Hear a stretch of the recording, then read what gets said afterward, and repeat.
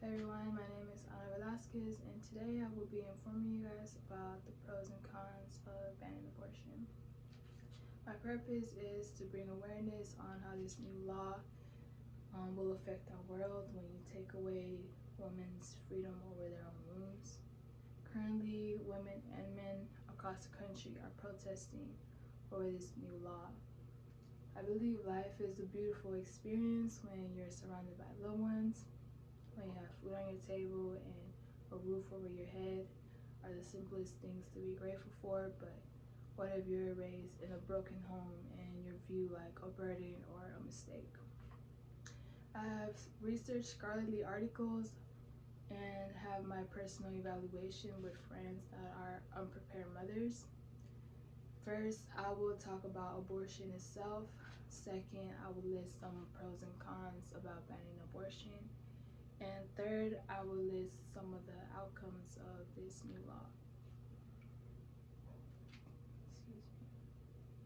This topic has been a back and forth discussion between those with religious belief and those that view it as an undeveloped fetus rather than a baby, and they think about the responsibility and what comes with a baby.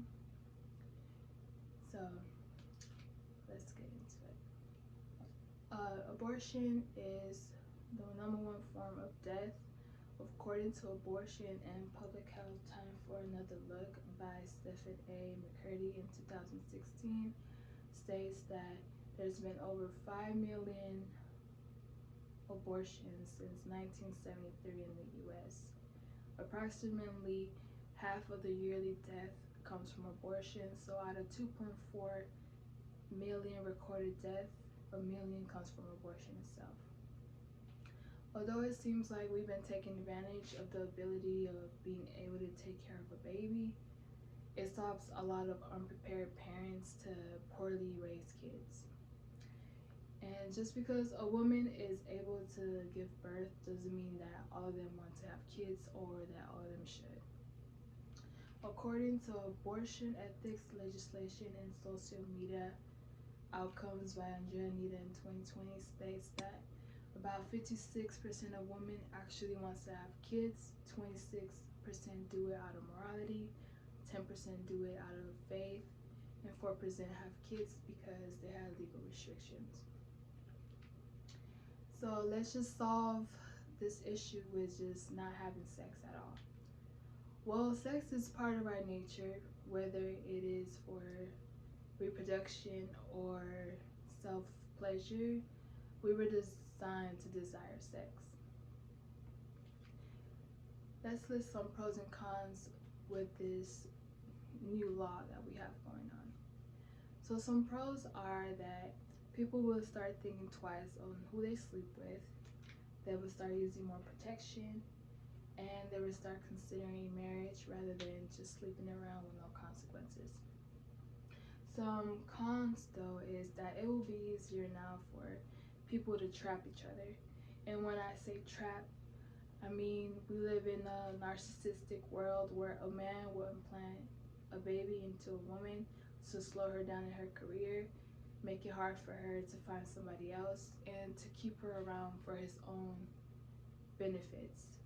Same vice versa. A woman will go and poke holes on a man's condom to become pregnant by this person, or they will keep a child that they did not agree, they didn't both agree on having for his financial access and for her own attachment issues. Unfortunately, rape cases are a real thing, and I do not think it's fair that a woman should have a child that was brutally and traumatically implanted in her. There will be an increase in teen moms because around high school years is when kids become sexually active. An increase in teen parents will increase in school dropouts. It will be an increase in single parents because not everybody that have sex together are capable of parenting. There will be an increase in adoption centers because not everybody can afford or have the heart and patience to have kids. It will be an increase in stress because on top of our adult responsibilities, a kid is at least an 18-year commitment that is very expensive itself. So it means a lot of more working hours and less time for yourself. Not only are we now obligated to have these kids, but we are still obligated to pay hospital bills to give birth. And these are just a few things. So it may benefit those with religious belief to ban abortion, but this world is way too dysfunctional to tell somebody when they're obligated to have a child. So what all comes from having an unprepared pregnancy? How many of you in the audience have heard of back alley abortions? Back alley abortions? I've never heard of back alley abortions. So when I hear back alley, I visualize something, in the back, kind of hidden, secretive. Same. When I see back alley abortions, I'm thinking of like, yeah, secret room, secret off in the corner, like. Right. So, compared to the open roads and sidewalk, right? So it's been said that women also travel across the border for these back alley abortions. So can you take a guess on what it is? Secret abortions? So according to Amanda Stevenson in 2021, study shows that banning abortions will increase up to 21% of pregnancy death due to these back alley abortions, because these back alley abortions are abortions performed by those that lack medical profession. So it also shows you how much an unprepared child can affect somebody's life when they're willing to risk their life to get rid of it. And just because the government makes something illegal doesn't mean that people aren't going to find ways to still do it. Because again, we do not know people's circumstances and how drastically an unprepared child can change their life. So kids come with great responsibility. They require patience, time, love, money. They need to eat. They are dependent on you. And some people do not have that in them. They do not have the patience. They do not have the love that it comes to be a parent. So they shouldn't have kids to begin with if it's not in them. Parents obligate themselves to stay together for the sake of the child. So they are sacrificing their happiness for somebody else for at least 18 years. And you cannot fake a loving marriage. I feel like the kids will grow up and be able to tell. And it will reflect in the home, whether it's arguments, whether it's cheating.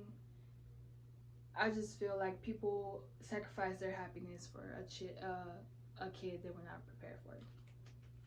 Some people just don't have the heart to have kids, and if you are a bad person and you just don't have love for kids, you should not be raising them, because the kid is going to grow up to be the same way, because kids do as what they're taught. Financially, they are very expensive, and it would require increase in working. And if people do not have the amount of money that's required to have kids, they will take your kids away from you, which leads to adoption centers. And when kids are given to adoption centers, they can build a lot of abandonment issues, which can affect them, in their social skills and all that other stuff. Overall, a woman knows when she is ready to have a kid and who she wants to have a kid with. I feel like it shouldn't be up to a system that already does the bare minimum to help us, to tell us that we have to have these kids. I believe life is a beautiful experience, again, when you're surrounded by loved ones and you are mentally, emotionally, financially stable, and you have somebody that you trust and love, where you guys can plant this seed and water it with light and love. because I feel like that's the best thing we could do for the next generation, is make sure that we raise them in light and not darkness, so they can grow up to be great people. And I feel like the government banning abortion has taken away people's second chance to get it right. So yeah,